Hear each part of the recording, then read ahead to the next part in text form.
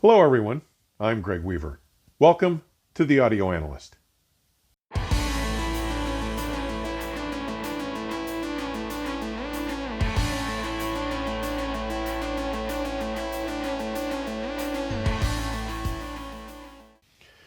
Welcome to the first episode of the new year, 2024.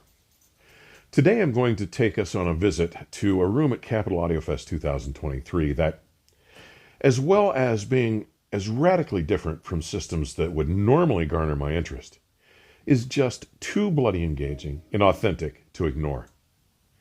My first exposure to Rich Pinto's Connecticut-based Treehaus audio came during 2021's Capital Audiofest, the first U.S. audio show to be held since February 2020's Florida Audio Expo, post the 2020 COVID-19 lockdowns. That was coincidentally Rich's first show, though Treehaus Audiolab was founded in 2017. And while I have to admit that I am not typically moved by the products available in some of the categories that Rich populates, I didn't just find the level of performance he managed to deliver good. I found it to be quite exceptional, which is why I'm sharing this with you today. When Rich sent me the press release for his plans for this appearance at this past Capital Audiofest, I reached out and asked if he would mind setting aside some time to do a profile in his room and his specific approach to audio. I was quite pleased to receive his response, and so Saturday morning, after some bizarre and unexpected difficulty getting to the hotel, we met before the show opened. Rich made time to talk with me about his designs, and we recorded some samples of how the system sounded. Let's take a look and listen to what Rich had to share. Hey everybody, we're still at Capital Audiofest. This morning we're in room 812. Yes. We're with Rich Pinto of Treehaus Audio. Hello. Rich is going to take us through some of the background and information about it.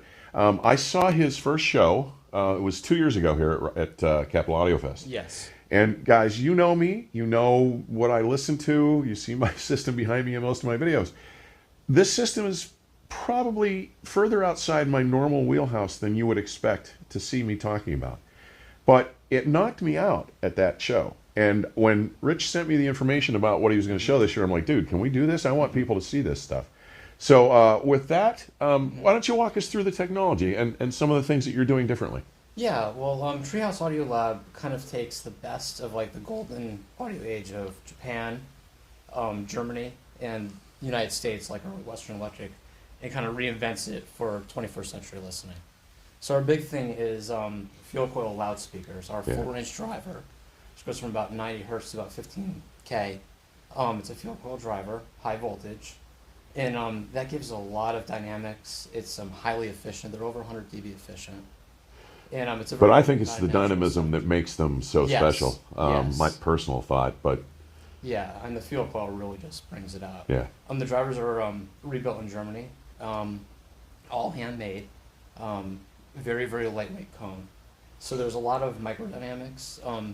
I know Greg likes it loud, but the system also shines at lower listening volumes, which I found is really good for it.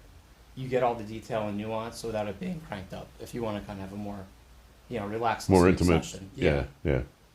I'm not against that. I just I listen to large scale classical or progressive rock, so I kind of want to be back in that experience. Oh yeah, so of course. And I'm not a headbanger. It's not about volume only for me, but but I get it. I love it both. Both the same way. Yeah. But it's nice to have a system that can do both. Absolutely. And also Treehaus Audiolab, because the speakers are handmade, the live edge baffles are all different and unique. Yeah. We kind of utilize Japanese called wabi-sabi, like imperfection, to our advantage. If you look at, great sound sources like the human vocal cords or, violin or guitar, they're not made in a lab. No. With the latest and greatest materials. Their natural materials are all a little bit different. They're artworks in a way. They're they're pieces of art. It's as much of an art to make them as it is a technology to make these things. Yeah. So and some of that goes into the. I mean, look, I think the look is pretty cool personally. So what do I know? Thank you. So we kind of utilize that. Like the live edge on the outer edge refracts sound waves off kind of randomly. It's all about throwing a little entropy into it. Sure. To make it more natural.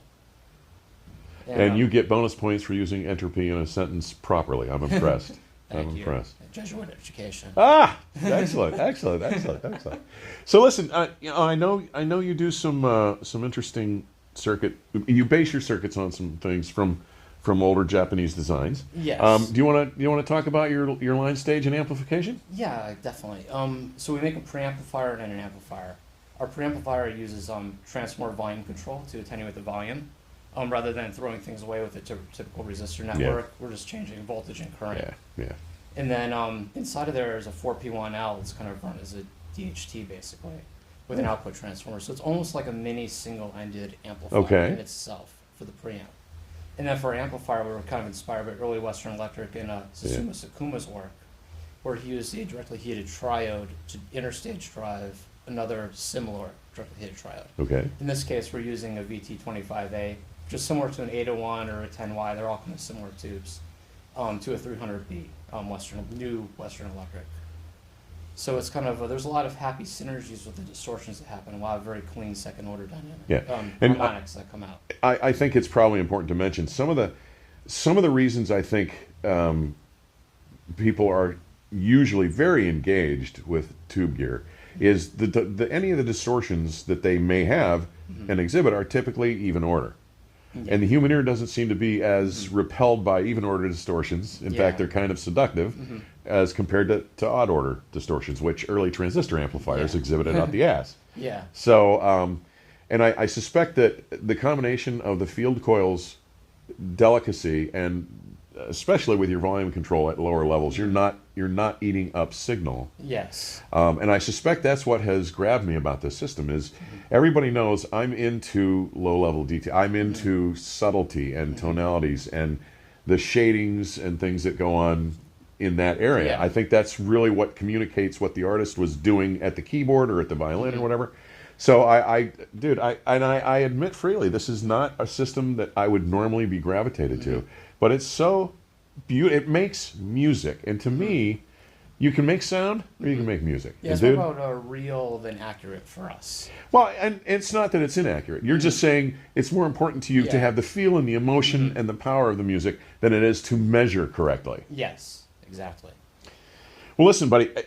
Anything else you feel we should talk about your gear that makes it unique or something? I think the most important thing is try to come out if you're here this weekend. Try to come out and hear it because it's not just a pretty face. It's not. It's not. Some people see the picture, they're like, "Oh, is it a gimmick? Is it a lifestyle product?" I wouldn't be here if that's all it was. Yeah. I've been doing this for 50 years, man. Well, I appreciate it. I'm not easily fooled. Yeah.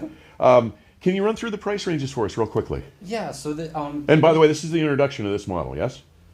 We've showed it before. We've updated a couple things on it. Okay. This speaker, the Phantom of Luxury, starts at $29,000. We've also offered optional wire upgrade.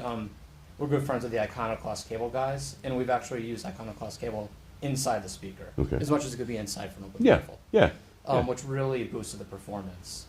We've also updated the wolf and made a couple other little tweaks. Okay. Our preamplifier is $16,000, and our amplifier is $17,500, including the Western Electric tubes.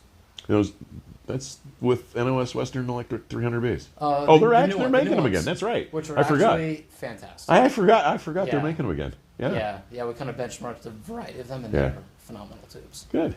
Yeah. Rich, thank you so much for your time, buddy. So I'm so grateful you were willing to make the time for me. Again, I'm sorry I was running late this morning. Phone issues, doesn't matter. No worries. Guys, thanks for taking the time. You'll find a ton of links below that'll link you to the site and how to connect with Rich and how to follow up on this if you'd like to. Thanks for your time, and I'll see you soon. Thank you.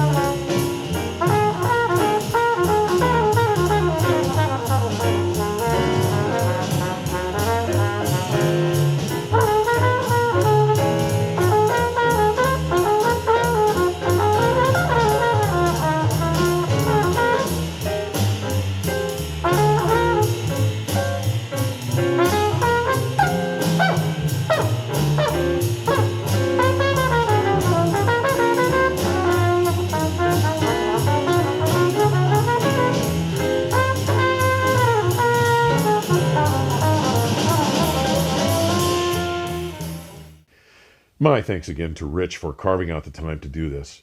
Scheduling at these show events can be grueling for the exhibitors, so I hope you all appreciated our conversation. But this system was something special, a cut above, and in some engaging and relevant ways. I want to take a closer look at the components, and by the way, the entire system, including all pricing and links to the Treehaus Audiolab site, may be found in today's description section. First, Rich's Treehaus line stage, quite simply named the Treehaus Preamplifier, uses a separate power supply and employs a variety of transformers to power its various circuits. A pair of 6 CJ3s provide high-speed DC voltage tube rectification to the audio circuit, and volume attenuation is performed using a custom-made pair of fine-met transformers with Elma rotary switches for input selection. The Treehaus signature amplifier, called, you guessed it, the Treehaus Amplifier, utilizes a directly heated triode driver interstage, transformer coupled to another directly heated triode acting as the power tube. Now, this design is based on the work of the Japanese master of the art, Susumu Sakoma, and Rich has chosen to use the 210, 10, 10Y, 801A, or VT62 series of tubes as drivers with a Venerat 300B output stage, with no capacitors in the signal path, and with a larger fine-met transformer performing impedance matching output duty. Then there is the Treehaus moving coil step-up transformer. Starting with Urushi lacquer-coated fine-met Japanese transformers, they are packed with Showa period silk into handmade pure copper cases before being mounted to a heavy aluminum plinth. Now, this show saw the official premiere of the Treehaus Audiolab Phantom of Luxury loudspeaker. Now, this iteration of the Treehaus field coil loudspeaker leverages the Atelier Rullit field coil driver, a Fostex T900A super tweeter, and a 15-inch acoustic elegance woofer in an open baffle design using exotic wood. If I'm honest, the result is rather unique looking and it offers superb sonics. Now, in some respects, the Treehaus Phantom of Luxury loudspeaker was somewhat reminiscent of the remarkable $125,000 a pair Granada UB II loudspeakers featuring an active crossover and a Feastrex Type 2 field coil driver that I heard at CES 2010 and was among the best performers at that show. And while I freely admit to having no predilection for the more typical editorialized sound created by many similar loudspeaker designs, especially when driven with lesser tubed electronics than what Rich was presenting, this single brand, field coil-centric loudspeaker and valve-based electronic system really spoke to me. It quickly won me over with its remarkably accurate timbre, tonality, and texture, and with its ability to recreate a realistic three-dimensional image and soundscape, all while maintaining credible instrument sizes. I was further taken with its ability to recreate detail and express nuances while rendering robust body and keeping that pure tonality. The system was astonishingly transparent, offering remarkable dynamic expressiveness, especially in the micro realm, and in its ability to scale, rendering lifelike dynamic contrasts even at lower listening levels. Now, Rich and I have spoken about the possibility of my taking a closer look at, listen to this system, perhaps later this spring, sometime after Expona. Time will tell. Regardless, Rich, thanks again for making the time to share all this with us. As always, thanks for taking the time to drop by today. Further information on supporting the channel may be found in today's description section or at my website, theaudioanalyst.com. Please stay safe and keep the music playing. Till next time, cheers.